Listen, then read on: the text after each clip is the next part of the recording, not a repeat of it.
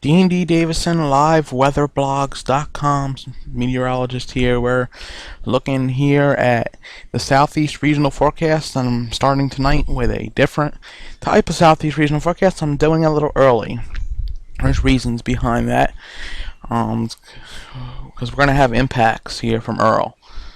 Hurricane Earl, it's Category 4. It's located right now down in the area of Puerto Rico, and we'll be moving close.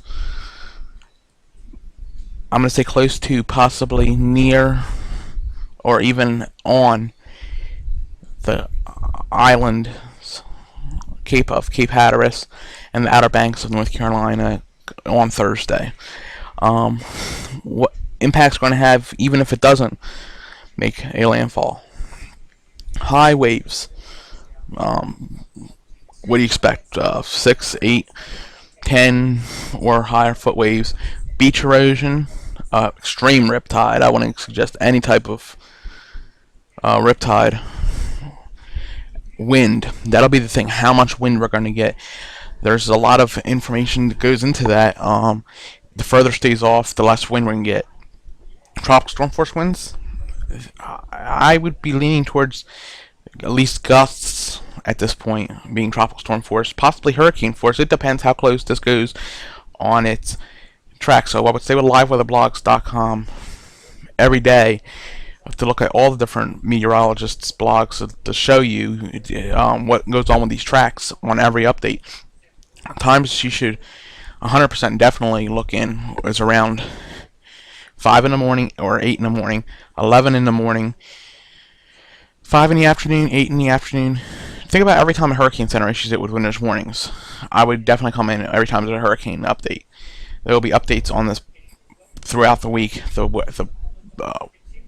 Everything goes all right. The web chat will be back up tomorrow, and we'll be doing live chat also. So stay with liveweatherblogs.com.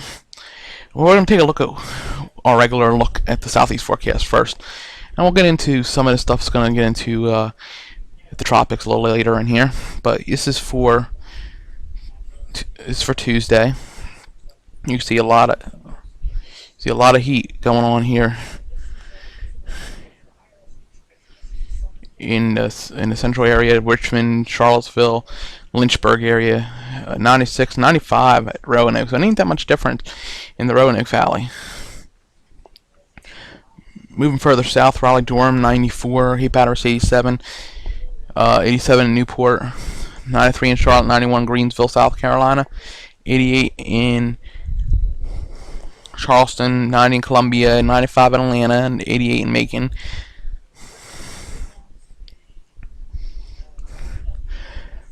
Shreveport, 93, 89 New Orleans, 90 Lake Charles, Huntsville, Alabama, 92, Nashville, 92, Birmingham, 91, 93 in Memphis, Little Rock, 92, Jonesboro, 91.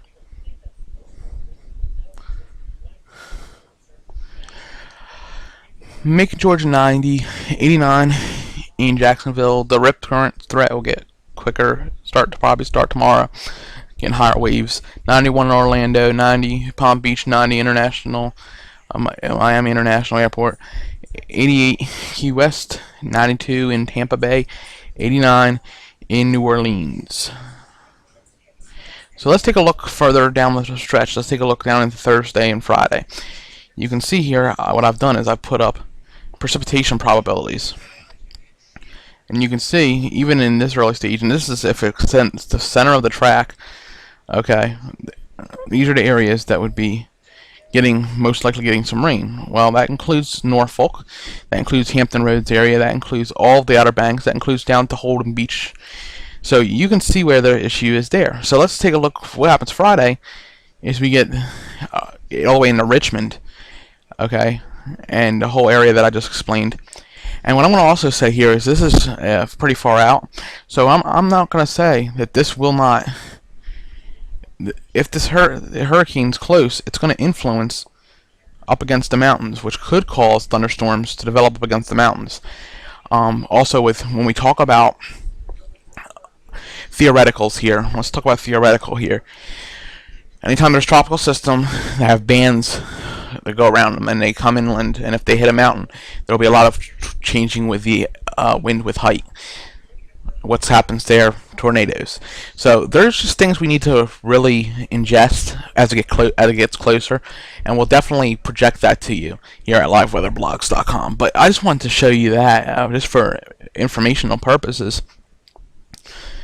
And then in the late at night, you can see the rain moves in. But like I said, this tropical system may also influence higher probabilities of showers and thunderstorms in the southeast. So here in the southeast, we need to really be careful.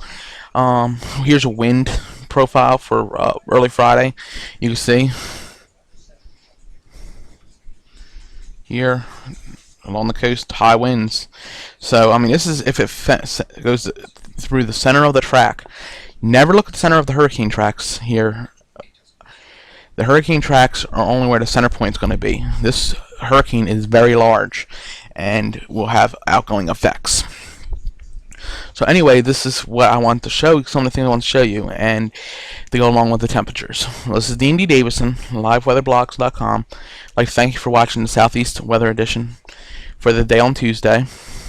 I know it's a little early here, and it's still Monday, but I just wanted to give you guys this a little early. I'm going to be working on my Live Weather Blog overnight edition, and we'll give you more information on the tropics and that. This is Dean D. Davison, liveweatherblogs.com.